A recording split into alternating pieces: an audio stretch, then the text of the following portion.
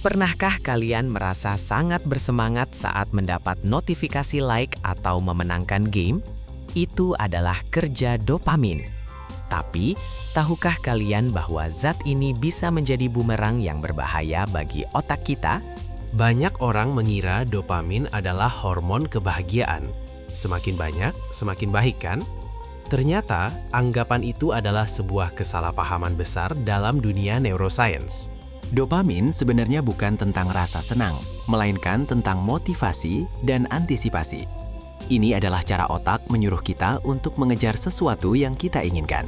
Bayangkan, otak kalian adalah sebuah studio musik dengan meja mixer raksasa. Dopamin hanyalah salah satu slider di meja tersebut. Jika kalian menaikkan volumenya terlalu tinggi, suara lain akan hancur.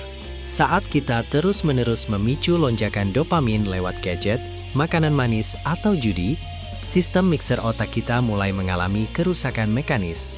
Untuk melindungi diri dari kebisingan dopamin, otak melakukan down regulation. Ia menutup pintu-pintu penerima sinyal agar tidak kewalahan. Inilah awal mula petaka. Akibatnya, kalian butuh dosis yang lebih besar hanya untuk merasa biasa saja. Hal-hal yang dulu membuat kalian senang, sekarang terasa hambar dan membosankan. Fakta menarik.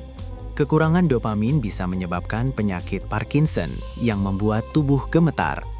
Namun, kelebihan dopamin di area otak tertentu justru berhubungan dengan gejala skizofrenia atau halusinasi.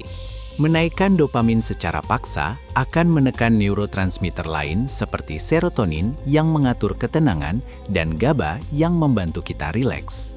Tanpa keseimbangan, kadar dopamin yang tinggi secara kronis justru memicu kecemasan.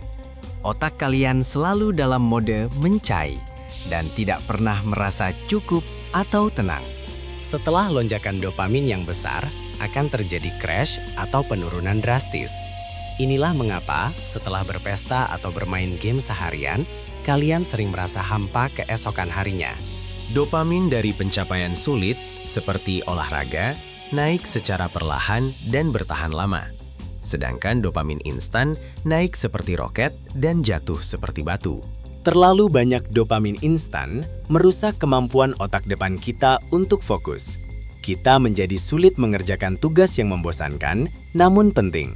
Inilah mekanisme adiksi.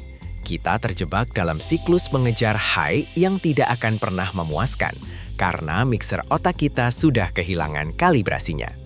Belakangan populer istilah dopamin detox.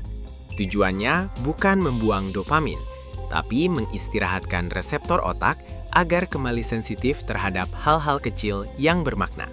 Tidur yang cukup, puasa gadget, dan paparan sinar matahari pagi adalah cara alami untuk menyetel ulang meja mixer di kepala kalian. Belajarlah menikmati proses yang lambat.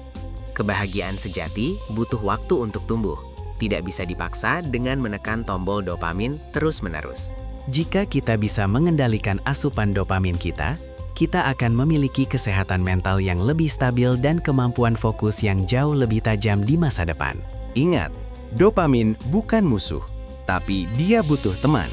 Serotonin, oksitosin, dan endorfin harus bekerja bersama dalam harmoni agar melodi kehidupan kalian terdengar indah. Jadi, jangan hanya mengejar lonjakan sesaat, jaga mixer otak kalian tetap seimbang. Terima kasih sudah menonton, dan sampai jumpa di petualangan sains berikutnya.